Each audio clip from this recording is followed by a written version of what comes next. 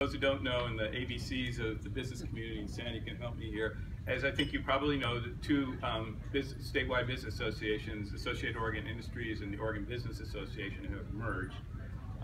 It will be the statewide advocacy organization for business in the legislature. They will have a team of lobbyists representing business interests on a whole range of public policy issues. All of the major business associations come together around the Oregon Business Plan. Is this not? Oh, I'm sorry. Around the Oregon. Oh, sorry. Around the Oregon Business Plan.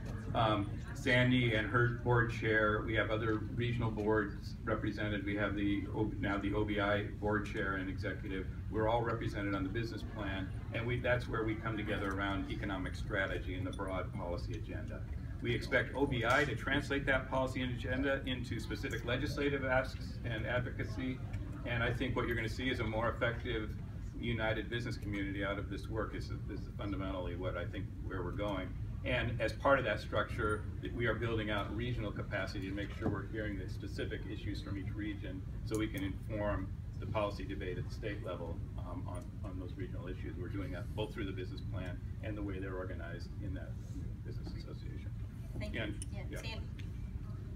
We come together very successfully around the business plan, and we have a set agenda. And you know, in my job working for the Portland Chamber, I'm paid to worry about this metro area primarily. But when we set a set of priorities under the business plan for all of Oregon, including rural Oregon, those become my priorities as well. So I'm out there speaking for rural Oregon, and we're together. And I have a request. Every year we organize a trip to Washington, D.C. under the business plan. My organization actually does the planning for that. We would love to have more people representing the coast and all of rural Oregon with us on those trips. We have a very clear rural agenda as part of those trips every single time, and we have great meetings with the legislators. We talk about things like fire suppression and water management and other things that are really important to rural Oregon. We'd love to have folks more engaged with that. Yep. Thank you. If I could, just a comment, Duncan. I don't want you to give people the impression that this new organization is the only organization representing business interest, because there are still a lot of others in. And we're quite honestly, you're kind of still in the norming forming stage. Sure.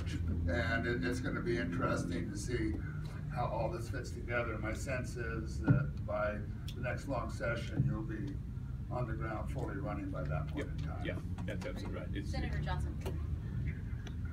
And Senator, would you mind taking a couple of minutes, and we haven't had a chance to get up to speed on HOMIC yet. Could you tell us a little bit about that wonderful project? Let me just make a comment about the business organizations, and I've said this in other forums. There has not been, in my opinion, a unified voice for business in the legislature. You've got OBA, PBA, AOI, OBC, EIEIO. Nobody knows who talks for business. And my one hope is that this newly organized group will help coalesce that single voice for business. Many of us have yearned for the legislature to do whatever it is, specifically tax or new revenue, with the business community, not to the business community. And it's been hard to not have a partner across the table.